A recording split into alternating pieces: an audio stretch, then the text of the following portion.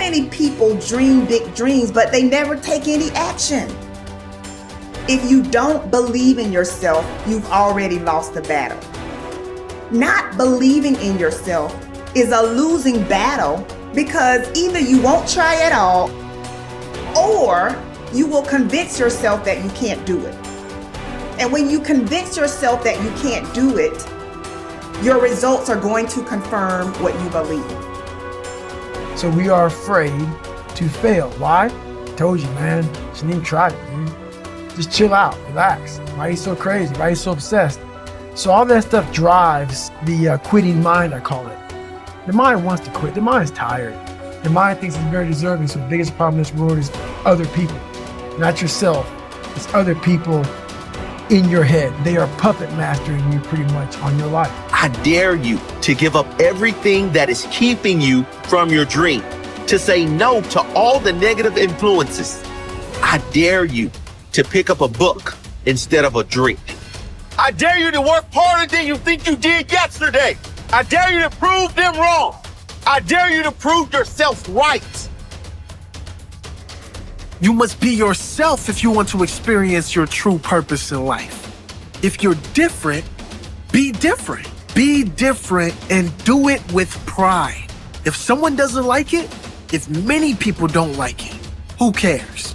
Your life would feel better and richer if you had a goal, you chase that goal, you accomplish some things, and you would get this boost of confidence, you get this boost of self-esteem, like whatever it is that you're into doing. The time has come for you to understand that you cannot depend on the opinions of others.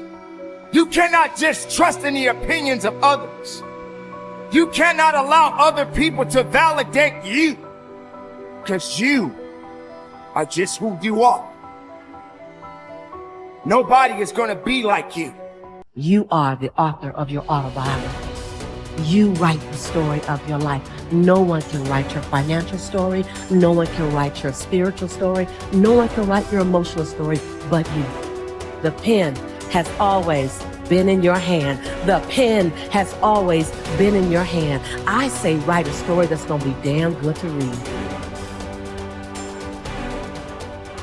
But don't let yourself be vulnerable to weakness. Don't let weakness consume you. Don't let hopelessness consume you. Be about your business. Understand that you got to keep living and living strong. When nobody's looking, when nobody's watching, when nobody understands the measure of passion that you carry, can you keep going? Don't stop! You're right there! Find something.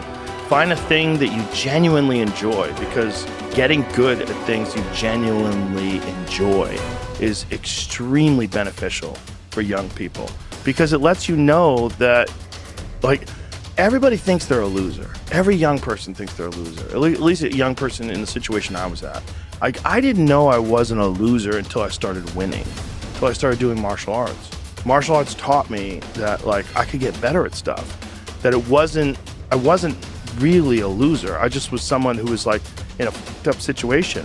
But you could channel all that energy that you have as a young person into something and get better at it. And then all of a sudden people admired me. I was like, this is crazy. So I went from being someone who was incredibly insecure and basically a failure to someone who was really successful at this one thing that was very dangerous, that other people were scared of.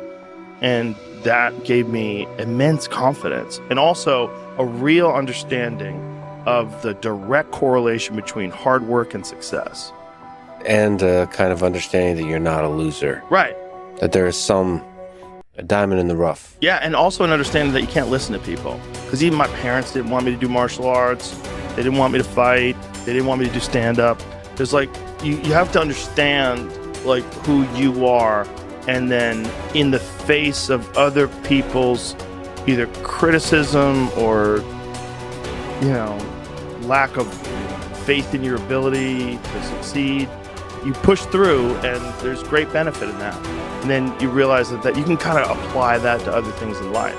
You can apply that to critics, you can apply that to social media commentators, you can apply that to a lot of things. I don't think people are happy if they don't have puzzles and complex tasks and things that are interesting to them, whether it's an art project or whether it's learning something completely new like stand-up comedy. Like, doing things that are difficult is it's as much of a nourishment of the mind as food is a nourishment of the body. I think you need things that are puzzling to you, where you have to find your own human potential in the difficulty of the task and work your way through things. At least for me. For me, I mean, I can only speak for me because I'm the only life that I've ever lived that I'm aware of. And in my life, that has been 100% constant. I am a very happy person, and I have never had a moment where I'm not doing difficult. Yeah. Ever. What I realized is, for me to become the man I wanted to become, I saw myself as the weakest person God ever created. But I never blamed God for anything he did to me. So I wanted to change that to be the hardest man ever created. Am I that? I don't know, but you had to have a goal. And my goal, when I was sitting there, not going to school, being bullied, having no self-esteem, my goal was the only person that's gonna turn this person around is me. The only way I can turn it around is put myself through the worst things possible a human being can ever endure. And that'd be the only way that I can build this brain to handle anything that comes in front of it, callousing my mind through pain and suffering. So we read a bunch of books nowadays. As humans, we want to find out how to be someone else. What we don't do is we don't go inside. So literally turn yourself inside out. Read the book that's like we're writing a book every day for life, but we never read that book. So what I would challenge this young man or young woman to do is you have to look inside of yourself and see what you really want. What are you passionate about? We use these words and these little phrases of only the strong survive and all this other crap. They're all words. I get so tired of hearing people just talking. Like right now, someone may think Goggins just talking. You don't know me. So when I speak from passion. I speak from experience. I speak from suffering. I have to tell this young man or woman that the only way I believe, this is my experience in life, the only way you're ever going to get to the other side of this journey is you have got to suffer to grow. To grow, you must suffer. And some people will get it, some people won't. But they have to see what their journey is to start their journey. Several people live to be 100 years old, and they have great lives, and they have great kids. Their kids go to college and all sorts of stuff. But somewhere in their life, there was a point where they had a decision to make. They can go left or right on this path. Left was the easy route. Right was the hard route. A lot of people take the easy route. And they had a good life that way, but the better life was going to the right side. And you may have 20 years of pain and suffering to get past it, but a lot of us die never truly starting our journey. And I would tell this young person, you gotta start your journey. It may suck, but it will come out the other side where you're coasting. Study the values you admire. You learn values by studying them closely. The law of concentration says that whatever you dwell upon grows and increases in your life. What this means is that when you study and read stories about men and women who demonstrated the kind of values that you admire and respect, and then think about those stories and that behavior, those values sink ever deeper into your mind. Once these values are programmed into your subconscious, they create a propensity within you to behave consistently with those values when the situation requires them. For example, in military training, soldiers are continually told stories of courage, obedience, discipline, and the importance of supporting their fellow soldiers.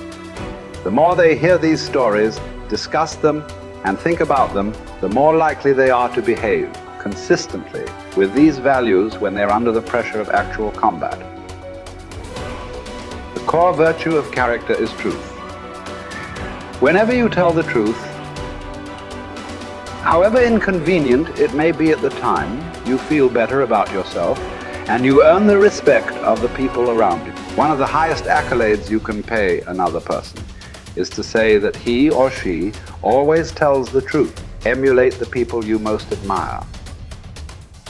Much of your character is determined by the people you most admire. both living and dead. Who are they? Looking over your life and history, make a list of the people whom you most admire, and next to their names, write out the virtues or values that they most represent to you. If you could spend an afternoon with anyone, living or dead, what one person would you choose?